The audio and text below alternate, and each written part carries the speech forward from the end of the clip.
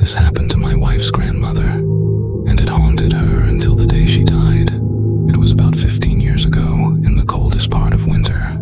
She had just finished volunteering at the small local library in South Texas. The place closed at 5 p.m., but that night she stayed a little later to help clean up. When she finally stepped outside, the sky was already pitch black.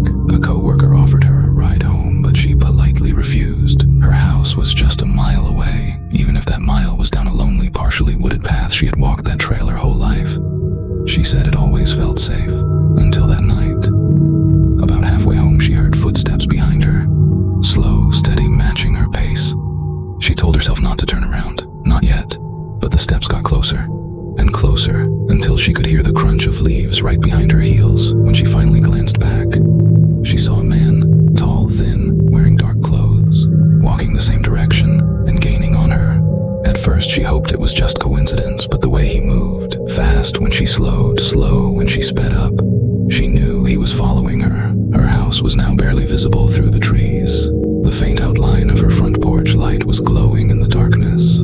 She whispered to herself, "Just make it home, just make it home." She was maybe 150 yards away when the man closed the distance, close enough that she could hear his breathing, shallow, uneven, hungry. She said it felt like having an animal behind her, like something waiting for the perfect moment to strike at about 50 yards from safety. She felt a cold, rough hand clamp down on her shoulder. He leaned in, his lips almost touching her ear, and whispered with a trembling, furious voice, "Don't turn around, don't scream. Give me your purse, or I'll cut you." For a second, she froze. The world went silent. No wind, no birds, just her heartbeat hammering inside her skull. Then, something in her snapped.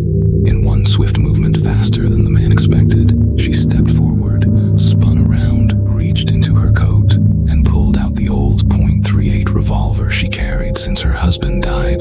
The man's eyes widened. He opened his mouth, maybe to beg, maybe to threaten. But she didn't wait. One shot.